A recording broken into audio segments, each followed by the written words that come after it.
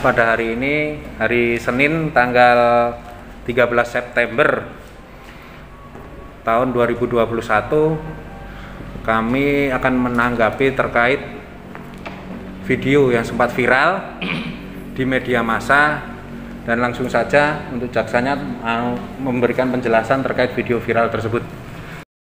Terima kasih. Assalamualaikum warahmatullahi wabarakatuh. Selamat siang yang saya hormati Bapak Kasintel dan rekan-rekan dari media.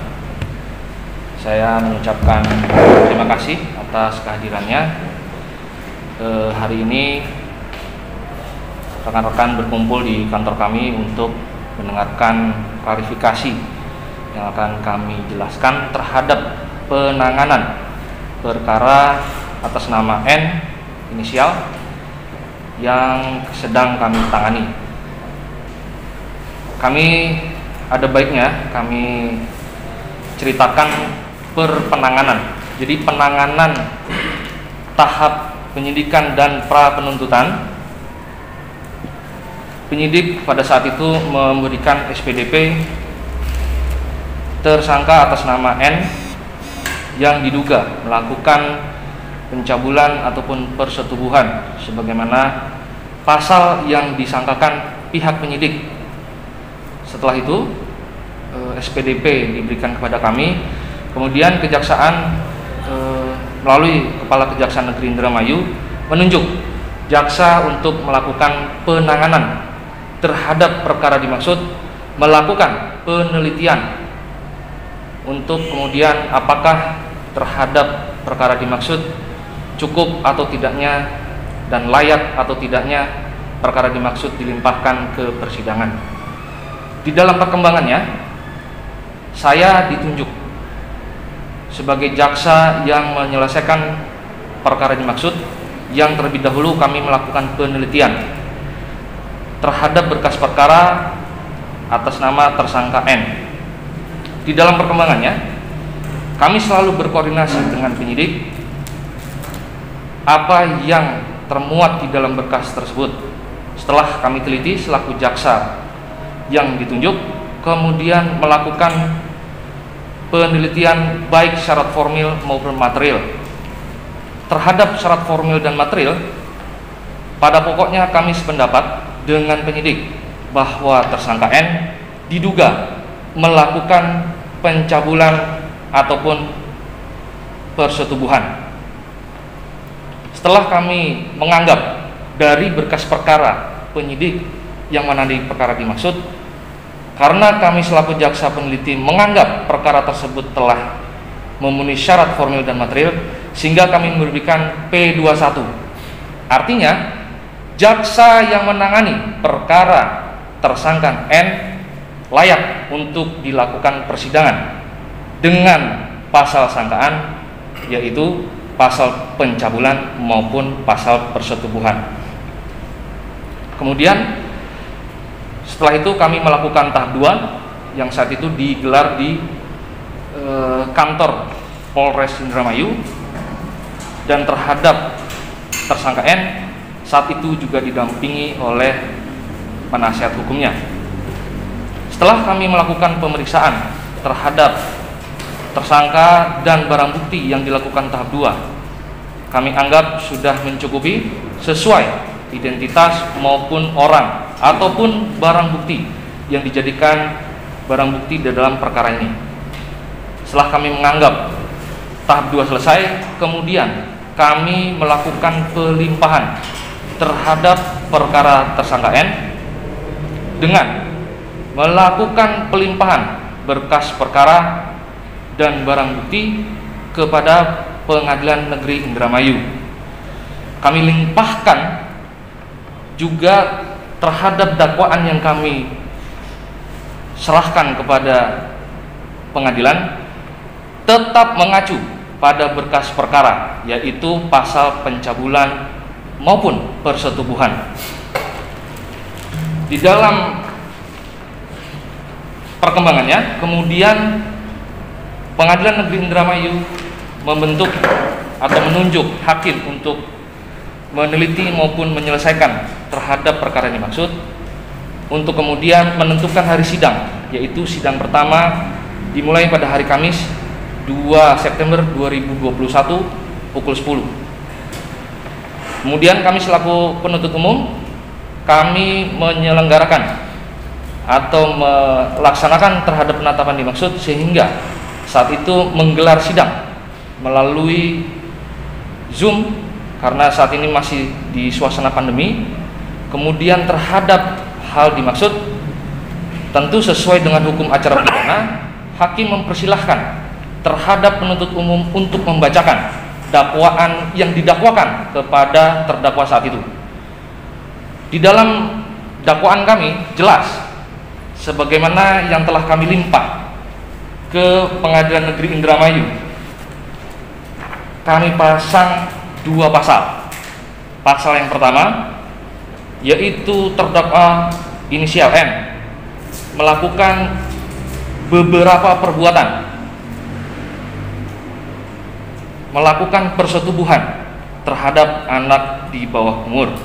Kemudian terhadap pasal yang kami sangkakan adalah pasal 76D Undang-Undang Nomor 35 Tahun 2014 tentang perubahan atas Undang-Undang Nomor 23 Tahun 2002 tentang Perlindungan Anak Junto, pasal 81 ayat 2 Undang-Undang RI Nomor 17 Tahun 2016 tentang penetapan peraturan pemerintah pengganti Undang-Undang Nomor 1 Tahun 2016 tentang perubahan kedua atas Undang-Undang Nomor 23 Tahun 2002 tentang Perlindungan Anak menjadi Undang-Undang junto pasal 64 ayat 1 KUH pidana. Atau kedua, terdakwa N melakukan beberapa perbuatan terhadap anak untuk dilakukan perbuatan cabul, sehingga terhadap dakwaan dimaksud kami mencantumkan pasal 76E Undang-Undang Nomor 35 Tahun 2014 tentang perubahan atas Undang-Undang Nomor 23 Tahun 2002 tentang Perlindungan Anak junto pasal 82 ayat 1 Undang-Undang RI Nomor 17 Tahun 2016 tentang penetapan peraturan pemerintah pengganti Undang-Undang Nomor 1 Tahun 2016 tentang perubahan kedua atas Undang-Undang Nomor 23 Tahun 2002 tentang Perlindungan Anak menjadi Undang-Undang junto pasal 64 ayat 1 KUH pidana. Dan itu kami telah bacakan terhadap dakwaan dimaksud. Dan terhadap pembacaan dimaksud tentu majelis hakim mempertanyakan kepada yang bersangkutan yaitu terdakwa maupun penasehat hukum yang mendampingi terdakwa saat itu apakah berkeberatan terhadap dakwaan. Dan sesuai dengan agenda saat itu terdakwa maupun penasehat hukum menyatakan tidak berkeberatan. Artinya terdakwa sudah mengerti terhadap apa isi dakwaan, yaitu 2 pasal, pertama tentang pencabulan atau kedua tentang persetubuhan. Nah, karena saat itu tidak ada eksepsi atau tangkisan dari penasihat hukum, tentu majelis hakim sesuai dengan KUHP, maka terhadap hukum acara pidana akan dilanjutkan dengan agenda pembuktian, yaitu dengan pemeriksaan anak korban maupun saksi-saksi yang ada di dalam berkas perkara. Setelah itu terlewati, kemudian pada hari Rabu tanggal 9 Rabu tanggal 8 September 2021, saat itu saya jaksa penuntut umum ditelepon oleh pengacara yang mengaku adalah pengacara dari korban. Sehingga saat itu atas telepon tersebut saya terima dan mohon ditunggu di kantor karena saya sedang menjalankan sidang di Pengadilan Negeri Indramayu. Kemudian setelah itu karena sudah selesai sidang, saya menghampiri, kemudian saya di ruang lobi. Di ruang lobi tersebut kemudian saya ditanya terhadap pengacara korban, menanyakan terhadap pasal yang didakwakan terhadap terdakwa. Saat itu sembari direkam, ya, sembari direkam, saya sudah jelaskan terhadap pengacara tersangka bahwa kami mendakwakan 2 dakwaan, yaitu dakwaan pencabulan atau persetubuhan. Nah, di dalam hal tersebut kemudian terjadi pertanyaan-pertanyaan kepada pihak saya selaku penuntut umum. Nah, di dalam perkembangannya saya menjelaskan bahwa saat itu berpikiran bahwa pengacara korban seharusnya mempunyai motivasi yang sama, yaitu adalah pengacara korban. Artinya penuntut umum dalam hal ini yang mewakili kepentingan korban bisa bersama-sama untuk menyelesaikan perkara ini dengan baik, karena yang bersangkutan adalah pengacara dari korban. Karena hal demikian, kemudian saya menjelaskan pada saat itu bahwa penanganan perkara ini cukuplah rumit. Alangkah wajar ketika saya mengatakan demikian, karena berdasarkan fakta di dalam berkas perkara, memang saya katakan ada hanya satu korban yang mengalami kejadian tersebut dan tidak ada yang menyaksikan. Dan itu sesuai dengan fakta di dalam berkas. Karena tidak ada saksi mata yang melihat, saya katakan bahwa ini ada kemungkinan. Artinya saya sebagai penuntut umum mengajak penasihat hukum untuk bersama-sama mengantisipasi bagaimana kemudian alat bukti yang seperti ini bisa kita sama-sama untuk membuktikan terhadap terdakwa telah melakukan sebagaimana dakwaan kami. Sehingga saya katakan saat itu bahwa ada kemungkinan di dalam dinamika persidangan yang nanti berlangsung ada bentuk tidak pengakuan. Pencabulan bisa saja diakui, persetubuhannya belum artinya tidak bisa diakui. Hal-hal kemungkinan seperti inilah yang saya ajak kemudian terdakwa untuk sama-sama bermotivasi membuktikan perkara ini dengan baik. Nah, setelah di dalam penjelasan tersebut pembicaraan saya dipotong, kemudian dia mengatakan bahwa di dalam BAP itu tersangka mengakui atau terdakwa mengakui. Saya katakan benar, karena memang itu benar di dalam berkas perkara. Dia mengakui di dalam berkas perkara. Kalaupun tidak benar, maka itu akan menjadi pertimbangan lain. Toh dalam hal ini penuntut umum sudah mem-P21. Seperti yang saya bilang, sudah diagendakan dalam persidangan. Setelah itu kemudian, karena tadi penasihat hukum menganggap saksinya cuma satu, kemudian pembuktiannya sulit, kemudian terdakwa hanya tidak mengakui gitu ya. Ini harus kita lihat konteksnya. Konteksnya saya menjelaskan bahwa ini ada kemungkinan bahwa tersangka ataupun terdakwa tidak mengakui di dalam persidangan, dan itu diatur di dalam KUHP.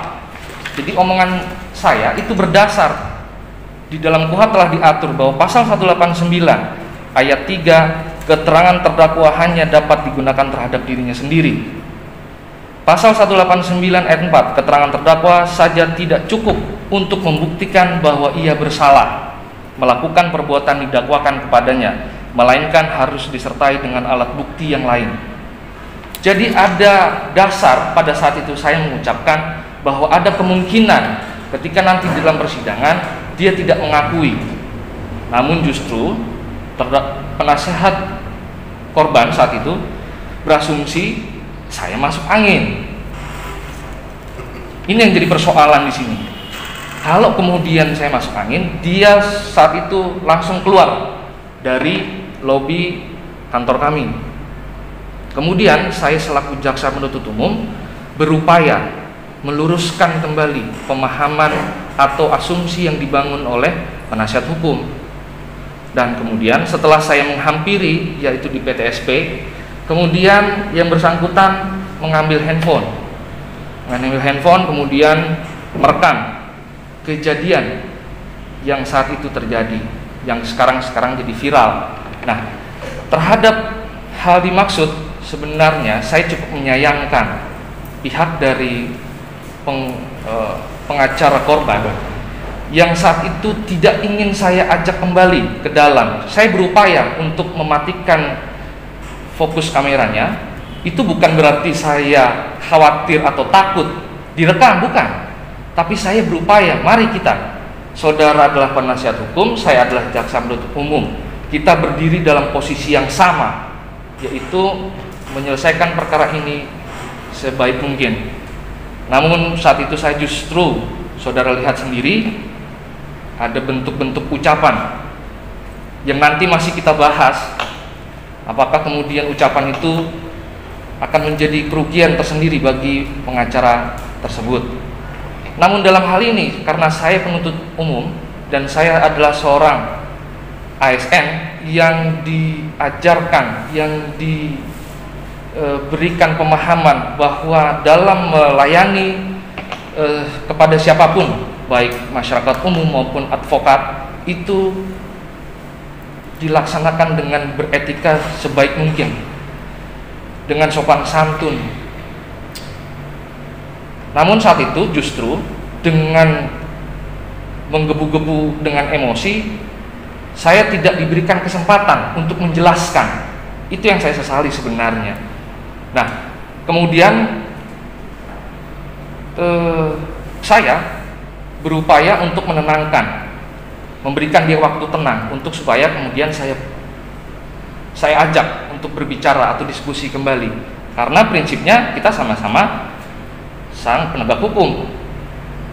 Nah, namun pada saat itu karena dirinya berteriak-teriak penuh dengan emosional, ini memancing tentu orang yang berada di kantor kami.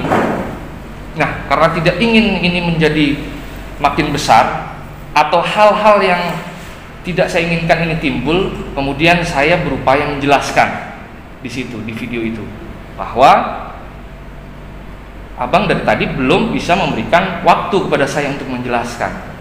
Pun demikian, setelah saya memberikan penjelasan, bukannya untuk kemudian bersama-sama duduk kembali, yang saya harapkan demikian, kemudian justru mengupload video yang kemudian ini menjadi viral. Yang saya garis bawahi adalah tanpa seizin saya, tanpa pemberitahuan, tanpa adanya diskusi terlebih dahulu. Ini yang sebenarnya sangat disayangkan oleh kami selaku jaksa penuntut umum. Padahal ini bisa dibicarakan, bisa diselesaikan, namun sayang yang bersangkutan lebih memilih ini diupload, dan di dalam video tersebut ada nada-nada atau ada bahasa-bahasa atau ada frasa yang kemudian menyudutkan pihak kami atau baik secara personal maupun institusi. Ini sedang kita pelajari. Apakah di situ mengandung delik pidana terhadap apa yang telah diucapkan. Terhadap hal tersebut, saya selaku jaksa penuntut umum yang menangani perkara ini masih berfokus terhadap perkara yang saya tangani. Saya pastikan bahwa saya menangani perkara ini penuh dengan kesungguhan, baik dari tingkat penyidikan sampai dengan persidangan kemarin. Saya pastikan saya bekerja dengan optimal, saya dengan koridor yang ada. Kemudian ada berita-berita kemudian yang berkembang, saya membaca adalah salah satu media yang kemudian mengatakan bahwa ada pemalsuan penyidikan. Ini sebenarnya cukup disayangkan begitu. Seharusnya kita sebagai orang muslim diajarkan bagaimana bertemu terlebih dahulu untuk kemudian membicarakan bagian manakah penyidikan itu yang dipalsukan. Teman-teman, tadi saya sudah jelaskan dengan gamblang bahwa penyidikan, pasal yang disangkakan dan pasal yang didakwakan itu sama, tidak ada yang berubah. Pasal pencabulan dan pasal persetubuhan. Terhadap kemudian nanti yang terbukti, mari kita bersama-sama kita buktikan. Lantas kenapa kemudian terlalu reaktif, terlalu dini menyimpulkan dan asumsi-asumsi. Oke, baik. Mungkin itu rekan-rekan.